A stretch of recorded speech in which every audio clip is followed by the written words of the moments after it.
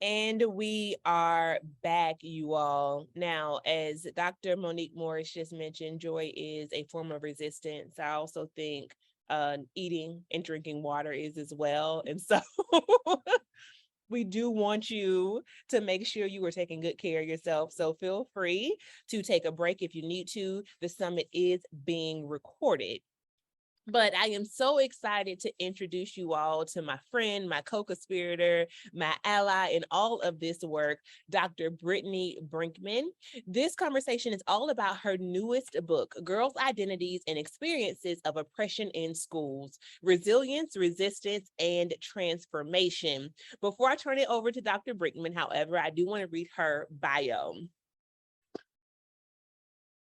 She is an associate professor of psychology and director of clinical training at Point Park University. She's also director of the social justice psychology research team at Point Park. Dr. Brinkman is an expert in the psychology of gender and social justice. She has a particular interest in the lives of adolescent girls and the importance of designing, implementing, and evaluating prevention and early intervention programs. In her latest book, she uses an intersectional approach to explore the ways in which girls and adults in school systems hold multiple realities, negotiate tensions, cultivate hope and resilience, resist oppression, and also envision transformation. The book draws upon data and interviews collected over a 15-year period with girls and educators within schools. Dr. Brinkman is also a founding member of the Black Girls Equity Alliance and co-convener of the Health and Wellness Work Group. Welcome, Dr. Brinkman. We will hear from you, and then we will also have a moderated discussion with one of our young people. Great. Thank you so much. Well, I am just so honored and thrilled to be here today and getting to hear from Dr. Morris and following up with her work. She is such a source of inspiration for me and really appreciate everything that she does as well. I am going to pull up my slides here just to get us started. All right. So I am going to talk a little bit about some of the work that went into our latest book that came out in May. We did spend over 10 years gathering data from schools, talking to girls and educators that really informed what we put together in this book. So this included interviews over a 10-year period of time. So we had a lot of interviews that we conducted. And we always ended our interviews with this magic wand question. If you could wave a magic wand and change anything about the world, what would it be? So although we wrapped up our interviews with this question, I actually want to start here today and share some of the answers with you that we heard. Grace shared, I wouldn't have to worry about my future because I'm a girl. I wouldn't have to worry about what it's going to look like, that I'll never be taken seriously, that I'll find someone that's going to fit with me just because I'm female. Like a racial standard, a wage standard, a gender standard, a sexuality standard, just kind of let everybody do their own thing. Girls and educators shared with us so many visions of an equitable world, one where, as April said, everyone has access to basic human rights. Maya shared, I would change the way we interact with each other that promotes self-growth and real connections rather than just trying to be superficially be accepted.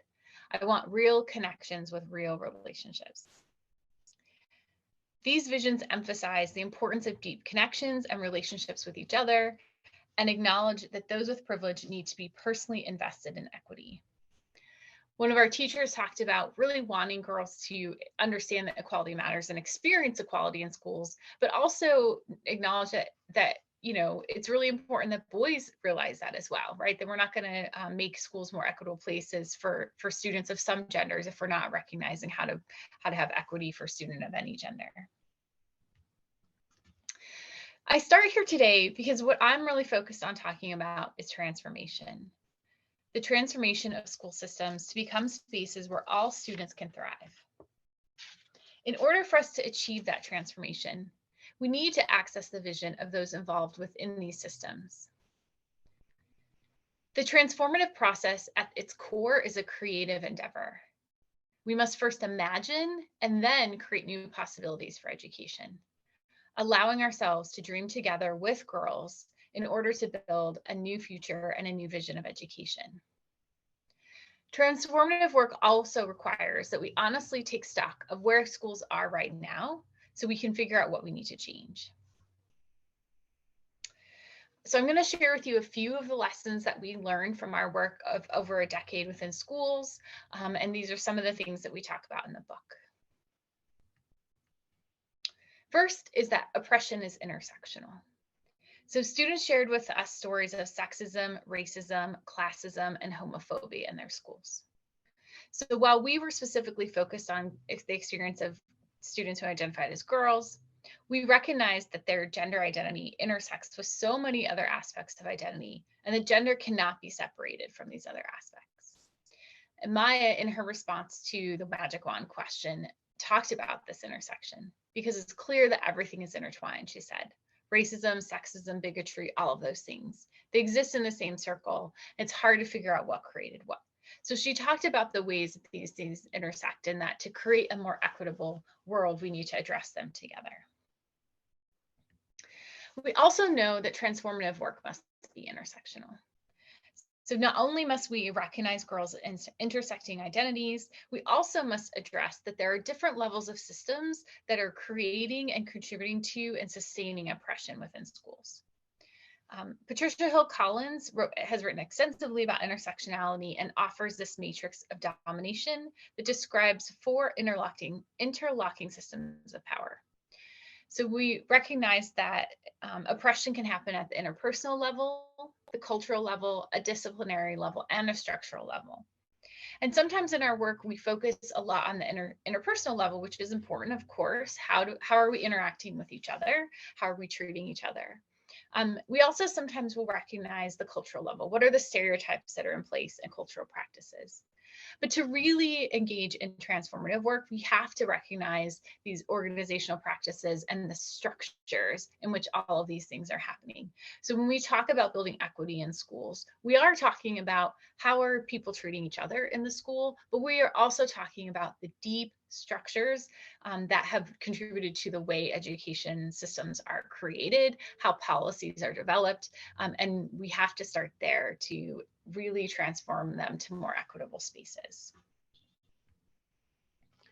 One of the things that we found in our study, was that girls are often systematically silenced within schools. They are also then expected to be mature and then punished for that maturity.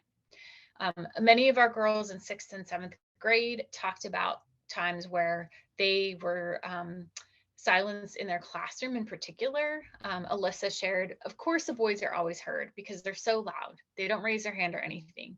They're just like open, they talk whenever they want to. It's really frustrating.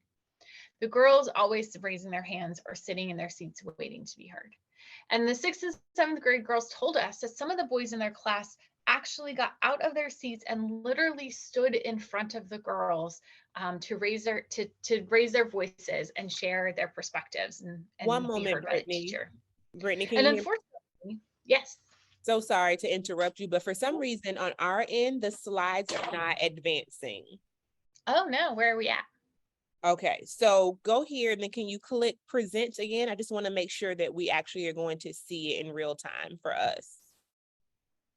Yeah, absolutely. What are you seeing here? So I'm not seeing it in presenter mode. I'm still seeing your screen. So maybe the best thing to do, Brittany, is just to advance the slides from here. Cool. Yeah. Versus You presentation see mode. silencing girls on here. But we do see it. Yep. Perfect. Yeah, Thank I can you. definitely do that. Yeah, thanks for telling me. So the 6th and 7th grade girls talked about this experience, and some of the teachers then did call on the boys. So some of the boys in the class would get up, would stand in front of the girls, shouting out answers and ideas. And some of the teachers then would listen to the boys, and then they would tell the girls that they had to sit down or raise their hand. So if girls tried to speak up, if they tried to shout out, if they didn't respond, that they were being punished for doing that. So the ways that the teachers were reinforcing this behavior and really differentiating, intentionally silencing the girls and also allowing boys more space to speak out in the classroom. We saw this pattern continue throughout the decade and into high school. And one of the things that we saw was that in high school, some of the teachers in the study had actually now internalized this assumption or stereotype, where they often use this term about maturity, claiming that the girls were just more mature than the boys, that many boys were just more disruptive, that girls just chose to sit quietly or raise their hands. And yet we have seen that that was certainly not the case, right? Girls were told that if they don't sit quietly, if they speak up, if they speak out of turn, if they're too excited, they're going to be punished. So they had been taught by school that they had to be mature or behave in the classroom. But then teachers were just assuming girls preferred to behave this way and that boys couldn't be managed or were disruptive. Many of the girls told us that these ways in which they were constantly being expected to behave and be mature and then being punished. That they were expected to behave in the classroom, which often meant to be quiet, not share their perspectives and their voices. And then they were also frequently told that they were expected to manage some of the more unruly boys in class. Girls shared that boys were allowed to make mistakes, to take risks, to take more challenges, to break the rules, and girls experienced much more severe punishment if they did so.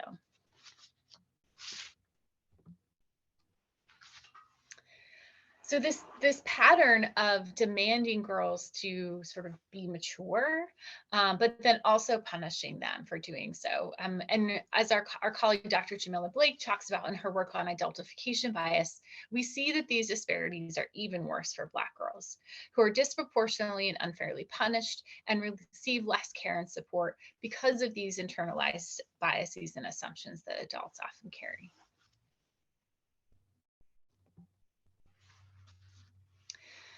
So we see these ways that schools are recreating inequalities at a systematic level. And we want to address what's happening in the interpersonal level, but we have to also recognize these systematic levels. But this also means that schools have opportunities to disrupt these inequalities. For example, we also saw that in the 6th grade, many of the girls shared with us that boys in their class were excluding them when they wanted to play sports. They felt upset by this exclusion and had gone to their teachers for help. Alyssa shared, one time I wanted to play football and they said no because I was a girl. I felt pretty bad because I like football a lot and I always played with my cousins and everything. And I thought I was really good. So I just felt really bad. So again, this wasn't one student. There was multiple students who talked about wanting to play sports and being excluded. And later in high school, many of the students and educators talked about these same patterns playing out at the high school level. A number of people told us about a specific story at the school where the girls had won the state championship in basketball and the boys had lost. But in the same assembly that they acknowledged the girls' basketball teams, they actually called up the boys' basketball team and acknowledged them for losing. So many of the high school girls talked about this as an example of unfair treatment of the girls and ways in which the boys in that school were being taught to feel entitled and being taught that their feelings and their needs came before the needs and the feelings of the girls. So not only had both of these schools over time and at different grade levels neglected to fully support and celebrate girls' interests and accomplishments, some of the educators actually talked about the idea that differentiation between support for boys and girls activities was just inevitable, right? That they felt like it was because of society or outside influences, that boys just like sports more, or people will support boys sports more than girls. And while absolutely we agree that schools are impacted by culture and schools should do more to address events that are happening outside of the school, we are arguing that schools should proactively embrace their opportunities to make change. So they had opportunities in 6th grade to disrupt this idea that, you know, boys celebrate sports and girls don't. Girls were very interested in playing. And instead of doing that, we saw what played out over years was many of the girls became less interested and boys became more interested. And even when girls were successful in their sports endeavors, they weren't getting that same support. And instead of schools recognizing that they were creating that pattern and reinforcing it, they blamed somehow this is just how This is just the way the world is. So we know schools are actually in a position where they could be disrupting these cycles instead of reinforcing them, instead of blaming some kind of assumption about the way the world is, or stereotypes about things, or, well, people will come to see the football game or the boys games. So this is just how things are. So this teacher was sort of upset about it. Although we have a great girls basketball team, but unfortunately we can't control the fact that people aren't supporting it. So while we recognize how schools were creating a lot of these patterns, part of that is because those are points where schools can actually make really significant change. Instead of leaning into those cycles, they have the opportunity to make change happen. So with some of these lessons in mind, what do we do? How do we actually create pathways for educational transformation? Above all, we believe that it's essential to center girls in our transformative work. Listen to girls, believe them, and trust their wisdom.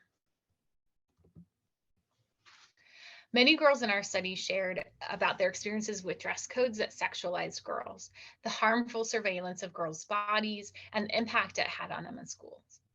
Girls were told that protecting the boys from distraction was worth creating an unsafe environment for the girls. Olivia shared, for the past 2 years, we've been able to wear skirts to school. And then at one point, they took all the girls in the assembly, and the whole thing was essentially like, you're wearing the skirts inappropriately, you're being a distraction. We wear tights and leggings underneath, but we were told that we were being a distraction, and we were impeding on the boys' schoolwork. So a number of girls and educators told us about the specific incident where the school brought all of the girls into an assembly and told them that the boys and the male teachers were distracted by the girls' bodies, and they had to start wearing tights under their skirts. Now, if you don't know where skirts are, that's what this picture is there for. Skirts are basically a skirt that already has shorts built in. So they were being told that somehow wearing those that were part of a school uniform was distracting, and they needed to wear tights underneath them. And not only were they told that, they were told really harmful messages about the idea that it was girls' responsibility to somehow not be a distraction to boys, very sexualizing comments about their bodies. Girls talked about the way that the dress code was policed, that there were teachers who would measure girls' clothing, touch their bodies, bring them up to the front of the classroom, make comments about their bodies. The girls shared that they had to go to school every day and have their bodies policed, while school administrators promoted these toxic ideas about masculinity, assuming that boys are too distracted by girls' bodies to pay attention to school. Some of the girls shared that teachers they had previously felt were allies to them made sexualized comments about their bodies, and they no longer felt safe with those people. And again, they had to keep going to school. Their educational experience was definitely being impacted, not only by this policy, but the harmful enforcement of the policy. Unfortunately, many adults do not listen to girls when they share their concerns about dress code policies. And this is true in this school and also in a lot of other schools around the country. Adults frequently assume that they know better than the girls, and they dismiss and minimize their protests and their statements about not feeling safe in their school. And in this case, the girls did protest. The girls in our study engaged in activism to share with the school how this decision impacted them and asked for it to change. Maria said, all the girls were angry, knowing I was kind of angry with them, they came to me. And I decided all of us should write a letter to the administration telling them how we felt, how this was degrading, how they could have went about it in a different way. And 50 of us wrote letters and gave them to the dean. So the girls not only talked about how harmful this policy was, the implementation of the policy was, their recognition that it was reinforcing really damaging stereotypes about masculinity and femininity, their recognition that it was reinforcing gender binaries that were making non-binary students uncomfortable. They spoke up about these issues and actually took action to change them themselves. And this was just one example of the ways that girls are engaging in activism to change their schools all over the country, and really are invested in addressing problems that are happening, not just in their school, but also being engaged in activism work outside of schools. So girls are already doing the transformative work. And as adults, what we need to be doing, again, is listening to them, believing them, trusting their wisdom. In our book, we talk about a number of ways to transform educational systems, that there are policies and pedagogies that are intended to be transformative, and that there's no one right path. And part of this is that every school system and community needs to find the pathway that works for them and that is rooted in the voices of the youth in that within that community. And there are a whole bunch of ideas out there. So the idea that we're just stuck with systems the way that they are, or all we can do is make small changes, I think there's lots of evidence that that's not the case. So we outlined some of the examples of policies and pedagogies to help people get an idea of where they could start. And one of the things that we talk about is the importance of building coalitions. So we advocate for models of education that recognize the innate humanity of children, that teach students how to be engaged citizens, to listen to and honor the voices and experiences of children, and schools that are willing and able to grow and adapt and change over time.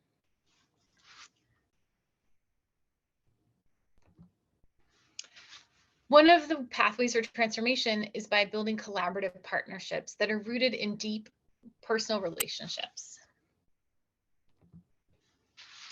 So by joining us today for the 7th Annual Equity Summit, you are part of an experience of building collaboration, and you have the opportunity to be part of this alliance that's working for educational transformation and the transformation of so many other systems in order to create environments where Black girls can thrive. And as Tashira shared this morning, one of the examples of work that we've been doing in the Alliance that's part of this collaborative efforts to make transformation with PPS and comprehensive sex education. But these collaborative partnerships are one important pathway of really creating transformative work that's rooted in the voices of girls themselves. So I encourage everyone joining us today to consider the magic wand question for yourself and take time today or tomorrow to actually write down your answer to this question. If you could change anything about the world, what would it be? And then create a plan for making those changes happen. We don't actually need magic wands. What we need to make transformation are committed people working in communities together to create change and create a world where all kids can thrive. Hey, Dr. Brinkman. Hello, how are you? I'm great. How are you? Good, I'm doing well. Okay, so one of the first questions I had for you was, so in your story, you talked about how you interviewed a bunch of young Black girls and how they told you about all their experiences. And reading about it, I've gotten a little frustrated myself just hearing about how much stuff has happened to them. And I was just wondering what your thought process was in that moment, hearing all of those stories and knowing you couldn't do anything in that moment. Yeah, such a great question. Thank you for asking that. Yeah, it was really powerful doing the interviews and really hard and really frustrating. And we didn't really know what we were, what the students were going to tell us, right? So we knew we were asking them about experiences where they maybe weren't treated fairly. We knew some of the common things that happen in schools. But I think we heard some things that were really harder to hear than we expected. And there's one place in the book where we sort of put in, it was an interview that I was doing to kind of show how even in the moment I was like, whoa, like this is serious. And so definitely I think what we tried to do was make sure that we were recognizing and listening to what girls were telling us and naming how important it was that they felt safe to share and how serious it was, and also trying to not be so reactive that it would like interrupt the process. And we really wanted to make sure that girls knew that time was for them to tell us their stories and their experiences, so that we weren't like interrupting that too much. But a couple of things helped as well. So in the first study, we were actually doing like programs with the girls. So while we did interview them, we knew we were working actively to address some of the problems. And then in the follow-up study, we weren't doing necessarily programming, but because so many of the girls shared so many like things that were happening in our school, we actually we offered like a follow-up group session where any of the students could come who wanted to talk more and talk about some potential solutions. So we tried to make sure, you know, in the interview to not let it get too sidetracked with like there were times I wanted to be like, oh my god, and what, like, let's talk, you know, so to try to make sure it didn't distract them from telling their story, but also we tried to make sure that that there were other spaces where we were not just saying thanks for telling us, but we're actively part of how are we going to work on fixing these problems. And to follow up with that question, do you know anything like educators around those girls could have did to support them more in their situations and knowing their situations? Yes, absolutely. So in both studies, we did ask girls about teachers and like who was helping them, who, you know, what was going well, what wasn't going well. And in the second study, we also interviewed some of the teachers. So we wanted to get a better understanding of what people could be doing on the ground immediately that would be more helpful, and to hear from the girls, like, what did it look like to feel supported and who were the teachers who were supporting them, and so that we could highlight that as well. So we did hear some of that. I think that in every school there was a mix. In one of the schools, I think there were definitely teachers that the girls felt supported them, but they felt like the administration didn't, and that created this kind of whole system where, you know, even if you have some teachers who are really supportive, if their boss isn't as supportive, then it gets harder for the teachers to actually do anything in that system. So Okay. And then a few weeks ago, we had a conversation about how there was a girls basketball team that had won their championship game. And then the boys had lost the championship game, but they had a great season. So the school put together like a pep rally for them and basically celebrated the boys, but didn't show any of the girls recognition for them winning the actual championship. And yeah. could you explain how it was like for those girls to witness that and like have to sit there and just not get any recognition for what they've done? Absolutely. So that was like one of the moments you said, like in an interview, where I had to kind of be like, I had to take a breath. And multiple people talked about it. So it was clear that that assembly was impactful in a harmful way, because some of the teachers brought it up and a lot of the girls brought it up and shared both feeling just like minimized, you know, that feeling of like, wow, you know, they, like, you just did this thing you're really proud of, and somehow someone just came and like squashed it, you know, of this sort of like suppression of their joy of like winning. And the feeling for girls who weren't on the basketball team but were in that space of like, really, like, we can't why are we not just celebrating and honoring the girl, like, why isn't that enough? So they definitely felt like really like their accomplishments as girls, whether they were on the basketball team or not, were not going to be honored and celebrated. And also they talked a lot about worrying that the school was promoting ideas of like fragile masculinity and toxic masculinity, and this idea that like, oh, we have to make sure that boys don't feel bad and we have to take care of them. And a lot of the girls talked about how this played out then in their relationships, that they felt like if they were interested in dating boys, that they had to be careful about like how much they could celebrate their own strengths and how much they had to like attend to boys' feelings. So a lot of the girls talked, and again, some of the teachers talked about this assembly too as being really harmful, but that it was sending a message to students of all genders that that we don't need to worry about like celebrating girls, and that like, let's make sure that we never like, don't let boys feel bad, right? Like that we have to, you know, that this idea that they're so fragile, right? Which is like, I know plenty of boys and men who don't have fragile egos, right? Like that the school was creating this idea that that instead of just telling the boys like, hey, it's okay to not win, right? Like that's fine. Like you can, that's part of being a good person, is knowing when you your strengths, and knowing that like you don't have to be good at everything, and having some humility. So it definitely was, I think, particularly harmful example, but also was an example of something that was happening systematically, not just that one time. It was like, oh, this is this message that we're getting all the time about don't be smarter than boys, don't get better grades than boys. Like that, it was being perpetuated, I think, in a lot of ways. All right. And have you said anything to any educators to make sure nothing like this can happen again or will ever happen again? Yes, that's a great question. Yeah. So so luckily some of the educators who were willing to be in our study, even though some of them said some things I don't agree with, we're trying to figure out how could they be better? Like what could they do? They genuinely wanted students in their school to feel supported. So we were able to give them, even as the study was unfolding, some tools and advice and other resources and other books that they could read.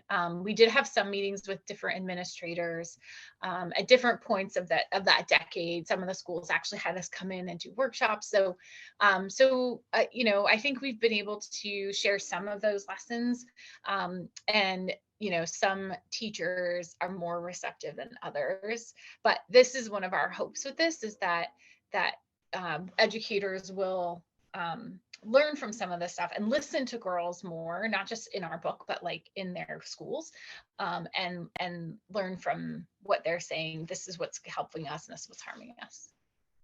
Okay. And speaking of sports, with the lack of recognitions girls get in all sports, not even just basketball, but like all sports in general, do you feel like there's anything like even I could do or other educators could do so then we can help more girls feel recognized when it comes to sports and how they should handle certain situations when it comes to sports? Yeah, absolutely. So, you know, I think sports, it was like, again, it was across the board. And part of what we saw was that in the younger grades, a lot more girls played sports and liked playing sports than by high school, right? And we see that as a pretty consistent pattern. And again, I think sometimes adults claim that that's just because boys like sports and girls don't, right? But part of what we're seeing is that, like, I don't think that that's necessarily true. But if in elementary school and middle school, if we have teams for boys and not for girls, or if on the playground boys are taking up all the space for a field and not letting girls play, and educators aren't interrupting that, then at some point some girls are going to be like, this is not fun, right? Like if I have to constantly sort of advocate for myself to get to do this activity, like why would I keep doing it, right? So I think at younger ages we have to make sure that our systems are not perpetuating these ideas for everyone's sake, right? Because there are boys who don't want to be doing sports and feel like they have to prove something, right? So this idea that some activity is gendered, right, like is kind of ludicrous, right? But we have so many systems that reinforce that. So I think at younger ages, we have really great opportunities, while a lot more girls are really excited about sports. And some boys actually really at that time want to be taking dance and taking art and like feel this pressure to do sports. So if we sort of stop doing so much like attaching gender to hobbies at younger ages, I think that helps a lot. And then as kids are getting older, continuing to make sure we're interrupting those narratives and making sure that we're resourcing activities of the same amount. And legally in the US, we're supposed to, right? Title IX, one of the things the Title IX law does is say that schools and universities have to be providing equal resources to sports teams, gendered sports teams. But that's not what actually happens in a lot of spaces, right? So making sure that all kids of all genders have equal access to sports, and that it's not just money, right? But it's like stuff like that assembly, right? So it's about like support and encouragement and uplifting. And I definitely think that's something like everyone can do, is just interrupt this idea that, you know, some sports are for some people and not for other people, instead of like, why, you know, like why, who cares if someone likes an activity or a hobby and they're good at it? I don't think it should matter at all what their gender identity is. Like they should do the hobby because they like it, right? And people tend to like stuff they get good at, and they tend to be good at stuff that they like and get to try and practice. So I think just opening up those those opportunities to everybody could be really helpful. Okay. Do you think that stems from that thought process stems from home, or do you think school also plays a part in that also? Yeah, so I think, I talk a lot about work in schools, but schools are like part of society, right? So of course, like kids get messages at home too about gender and about activities and about what people should do or not do. And I think that it's hard sometimes to like separate out what's happening in families and what's happening in schools because they intersect and interact with each other. So I think there can definitely be ways that schools and families can be in dialogue more and have more conversation about what kinds of activities are available to kids and trying to be as inclusive as possible, right? How do we make sure that any kid has access to an activity that they're excited about, whether it's sports or STEM or art or like I'm a dancer, so I was talking about dance, right? But all these things, and I think that can help with families too. So if the families have some idea of like, this kid's going to do this kid's going to do that, schools can help families negotiate like the possibility of like letting their kids explore other ideas. But I definitely think schools are even at young ages. I've worked a lot with younger kids and like are reinforcing that. So if a family's already leaning in a direction and then the school's reinforcing it, it's harder for that kid to maybe like try to do something that breaks out of those assumptions. Okay. Could you talk about the dress code like at different schools? Because I know with me in my school, our dress code there's a dress code, but there isn't really a dress code unless you have a certain body type or unless you look a certain way. And Yes. a lot of the time they make us change depending on how you look or as if you were built another way or shaped another way as a different person, if that makes sense. Yeah, absolutely. Yes. So it's unfortunate to hear that's happening at your school. And I think that you're not alone in experiencing that.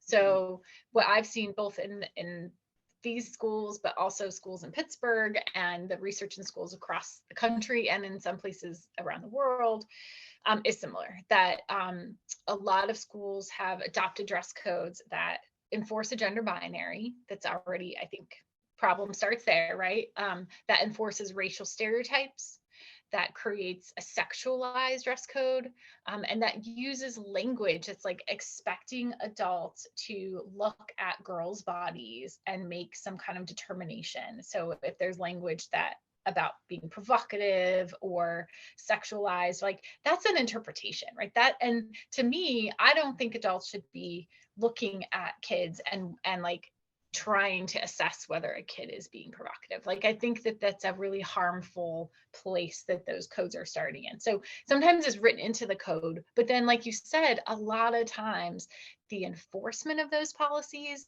is also really problematic. And there's a lot of evidence to suggest that the enforcement of the policies is disproportionate in girls get dress coded more often than boys, trans students or non-binary students get dress coded more often, and that girls of color are getting dress coded more often. And we saw that in our study too, that they talked about getting comments about certain body shapes that the girls felt like was sort of coded racist language, right? And so I think that's consistent, that even if it's not written into the policy, that adults in schools are implementing it unfairly. And they're assuming a girl of color and a white girl could be wearing this exact same outfit from the same store, and teachers respond differently because they are imposing racist and sexist stereotypes onto kids and then punishing them for that. So I think dress codes are really problematic. There's some good resources out there about what schools could be doing differently, mostly just eradicating them. But if they have to have a dress code, ways to have a dress code that address these problems. But I think that what I've seen, unfortunately, is that a fair number of adults, even in schools, but also outside of schools, I think don't realize how bad the problem is and how harmful it is to the kids that are being dress coded, most often girls and girls of color. Like being forced to wear shame clothing, being sent home from school, being sent to, girls' education is being horribly disrupted based on these dress code policies. No, there's nothing good coming out of them. There's no evidence that they do anything helpful. Not so the idea that they're being in place when what we are seeing is a lot of harm happening for girls. And who wants to walk around school all day wondering like the adults are looking at my body and like making assessments about it? Like that does not create a safe space. So I think that the dress code problem, unfortunately, is widespread, and it's something that I know we've been working on, in Pittsburgh to try to raise awareness about it. But we definitely need more work being done to hear. This is one of those spaces girls are telling us every time I talk to girls about this. They're like, "This is the problem. This is how it's happening. This is how it's harming us." Like you all know, what's happening and what's problematic about it. And I think as adults, we need to be listening to you and listening to your wisdom, and how we can change it. I know with me and a few other girls my age or even a little bit older, hearing that what we're wearing is provocative, and they're also Black young girls like me, hearing about how our outfits are provocative, and then knowing the teacher that said it and hearing them talk down on what you're wearing and try to over sexualize you, and then having to go around that person every day for a whole school year is just really uncomfortable. And I just feel like it could be handled in different ways, because there are times where when youth do wear stuff that they shouldn't be wearing in the school setting. I just feel it should be handled differently and more properly, and it should be a class or something to really help them onto how to do that for the future, if that makes sense. Absolutely, absolutely. And again, I think your feeling of like it feels really uncomfortable and this should be happening. I want to affirm like you've every right to feel that way, and it shouldn't be happening to you. And I think we need to be dealing with this problem so that you can go to school and like learn and wear clothes, and everyone, like there's learning what's appropriate for an environment, but a lot of that's like what's the weather, where am I showing, like the idea that like we need to be policing girls' bodies, I think is really harmful. And so I think you're right that there's so many other ways that schools can be creating safe environments and educational environments for kids. What would you say to young girls like myself, or even someone that's going through something the way I have? What would you say to them to make sure that they're okay mentally and physically after hearing something like that? Yeah, that's a great question. So I think what I want to say is like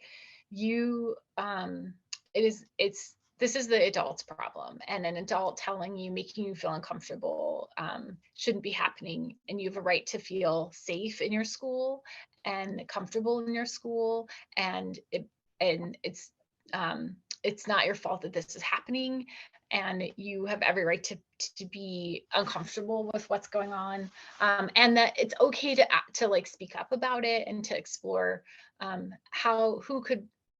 what are some things that maybe who might listen to your voice in the school, who could be community partners that can help to make some of those changes happen. But you have every right to feel safe in your school, and to like that adults should not be saying these comments to you and making you feel uncomfortable. Okay. And then another question I had was, how could you explain some of the changes you've made yourself for young girls like me? Yeah. So this is a great question. I mean, I think even the dress code stuff was like stuff I just didn't really know was happening until I talked to students more recently. Like when I went to school, I went to private schools, Catholic school, I had to wear a uniform. And there was some stuff about like we had to be in uniform, but it just wasn't, I didn't have to experience a lot of this stuff. So I think knowing what was happening, and really like hearing how harmful it was has been really important for me, and speaking out about that. And then I think I think I've constantly learning from youth and trying to stay open to that, and trying to realize that there's a lot of stuff that I don't know, like I don't know what's going on in schools right now, and I don't know your experience of things. And so it really helped. I feel like I benefit a lot from being in these spaces, and also just learning about what you all are already doing to make the world a better place and to change things, and how you're interacting with each other in ways that I think is so positive. And so yeah, so I think I have learned so much, and I try to stay open so that I will keep learning. Yeah. Okay. Well, those are all the questions I've had. And now I would like to open the questions up for anybody in the chat that had any questions, if y'all wanted to ask Dr. Berkman any questions. Thank you so much. Thanks for your really thoughtful questions. I really appreciate it. And I'm just going to jump in to help with the facilitation of the Thank you. questions just a bit.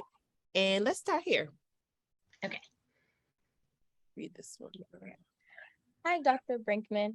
So good to see you again. I was curious to know if social media showed up in your research, particularly as it relates to communicating about dress codes and/or young people's resistance to these policies.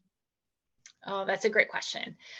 So we did ask about social media in our projects, and definitely I think what we found was that over time, youth were using social media more, which sort of made sense. But also that like social media is being kind of is both sort of a mirror of what's happening in other spaces and an extension of what's happening in other spaces. So there was good and bad. And students talked about some things that were harmful, some Instagram accounts that they followed that they're like, I should probably stop following this, but also talked about ways that they were able to use social media to share information about protests and about topics and ideas that they cared about. So social media definitely came up as a source of information for young people and an opportunity to try to like raise awareness. Also sometimes as a space that was creating that they were sort of aware, like one student talked about, like, I know I'm looking at these images, I know they're fake, I know they're over photoshopped, and like I also still kind of want to look that way. They had some awareness of how like the images were probably affecting them, but there wasn't like an extremeness in any direction that I think sometimes, again, adults sometimes have this sense of like social media is causing everything or doing it, and it's like that was just like not the experience. It was definitely part of their lives, but it was just like part of their lives. Yeah. And then another person asked if there was advice you could give to a future teacher about this topic and how to make the classroom a more inclusive environment. What would you say? Yes, absolutely. So I think the advice I would give is kind of twofold. So one is listen to youth, right? Like I think so much of the work that we do in the Black Second Alliance and with Gwen's Girls is making sure that that we are centering the wisdom of youth in everything we're doing, right? So so not to lose sight of that. And I know like I have all these roles, and in your role as a teacher, sometimes you have to be the one to like enforce rules, and you have to be the one to teach, but to not lose sight of the relationships with youth and the wisdom of youth as you're doing that. And then I think having a lot of cultural humility and being willing to constantly grow, because some of the stuff that's happening isn't on purpose, right? It's not always adults trying to harm youth, right? They are acting on implicit biases, they're acting on internalized stereotypes, they are acting on harm that they experience in school that they're reinforcing. So we have to like check in. We have to be sure, like not just having good intentions, but also like what is the healing we need to do as adults? Where are our blind spots? How do we need to keep growing and be aware of our experiences of harm and our experiences of privilege so that we can become so we can keep growing as people and realize like where we might be unintentionally reinforcing those systems of inequality so that we're catching them and not just like getting caught up in these cycles, but really like looking for chances to change them.